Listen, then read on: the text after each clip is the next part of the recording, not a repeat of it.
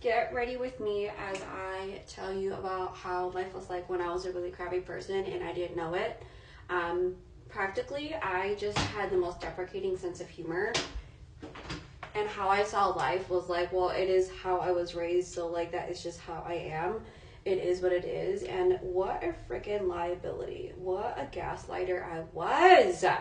I just sucked as a person, and I called it being like super realistic. Like people just needed to be realistic about life. Like that's just how true life is, and I think I would gaslight the shit out of anybody who was like, you are, it's like, that's not funny. And like, anytime I was like confronted, it wasn't because I had like, I was the biggest bitch. Like, anytime you confronted me about it, I loved it. I lived for it. And I had like, because I was truly hurting, like, truly hurting.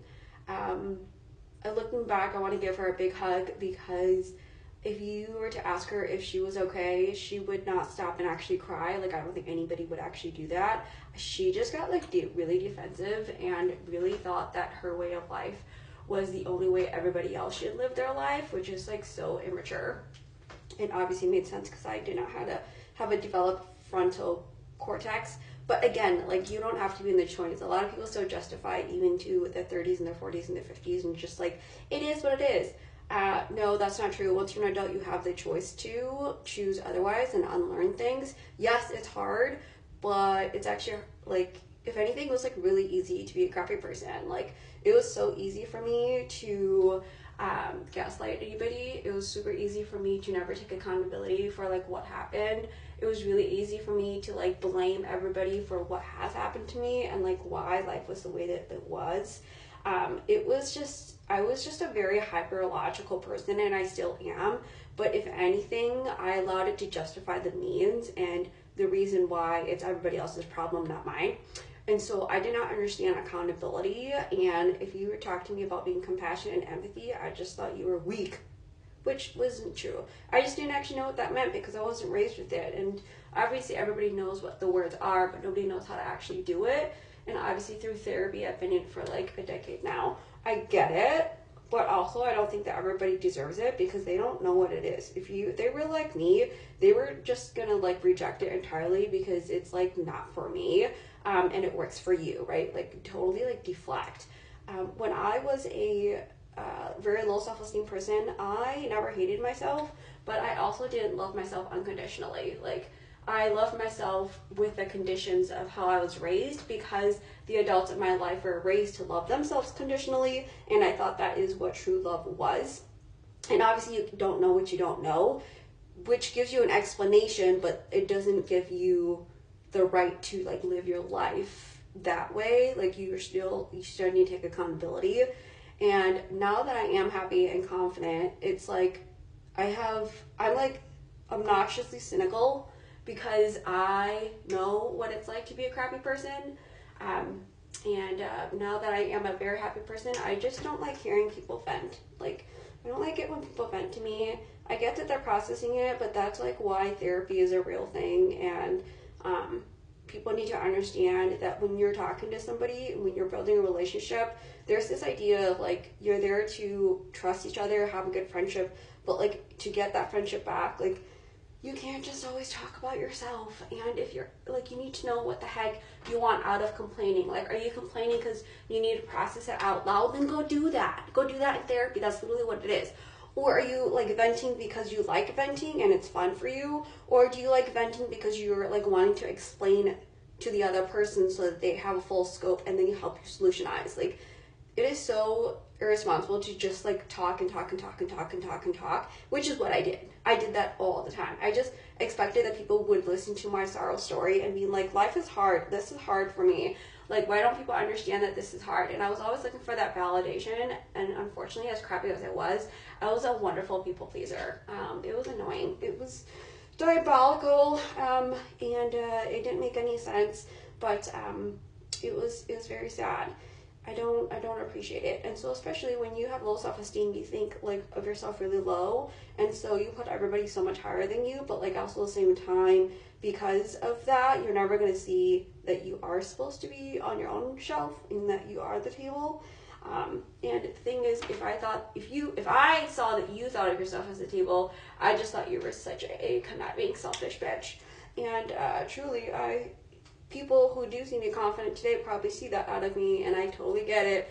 But there's a difference from like me being egotistical versus just being very proud and confident of where I've come from.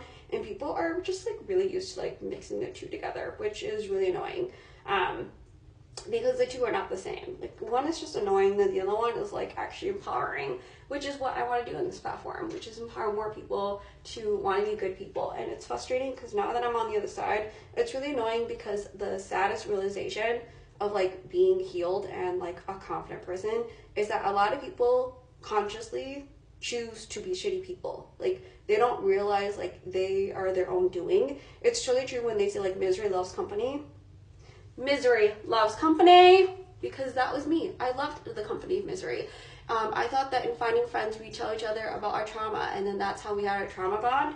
And then when I lost those friends, oh my gosh, the grief of it, because I was like, I shared my whole life story. Like, how did you not see? Like, my self-worth was so low. Like, that is not the whole point of like being on friends. And also, like, friends aren't therapists. They're not going to be able to like actually help you understand what the hell is happening, and so that you can actually not do that, or that it would actually be resolved, because you're not supposed to be a bleeding wound all the time.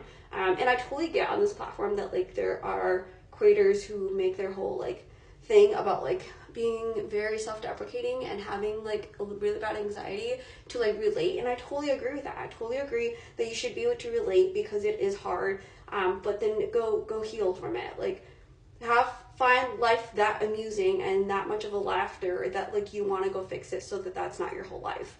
So your whole life isn't like deprecating. And I don't know about you, but when I have people in my life, I like to hope that they see me as a beautiful light in their life, and that kindness does exist, and that it's good to treat each other respectfully, and have a good time with like good food and like good friends. I like to be able to contribute to that, and I noticed how much I did not, but I did expect that out of a lot of people. Like when I had really low self-esteem, I was kind of like, you should do this for me because my life is so horrible, and that is so manipulative, and that was like so annoying. Like I could see why I was not a fun person to be around.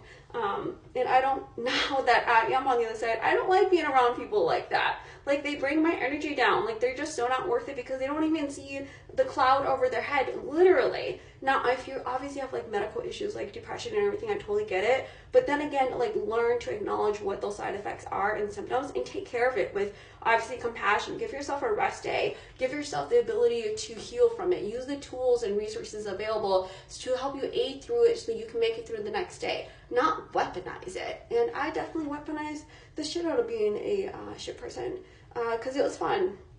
Genuinely, it gave me a dopamine boost, and helped me feel righteous about things that I couldn't control, which is like a falsehood of what you end up doing out of like trauma response, right? Because that's all that you know.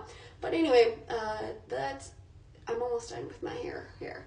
But when I was a crappy person, you're just like more selfish. And if you think that people who are confident are more selfish, that is very egotistical of you, and that's like really effed up.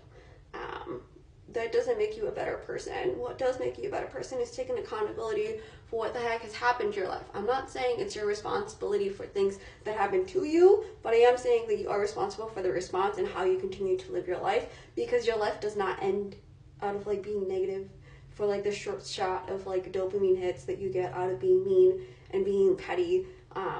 That doesn't make you like more lovable. You don't get an award for like being the meanest, grumpiest person in the world, and I was definitely that. And I was always looking for that trophy, which it doesn't exist, which is why I have high morals about like, you know, how the world works, of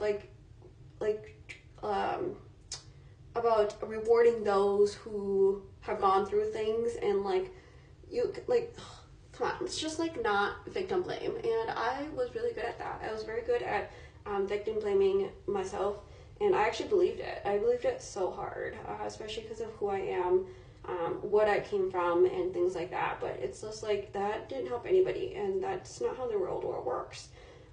Which is funny because I thought I was realistic then. I was not realistic at all.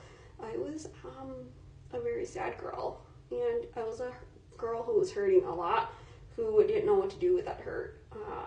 And that was like embarrassing. And now that I look back, I thought that being confident or like people who were confident were like embarrassing, but it was embarrassing that I chose every single day to unconsciously be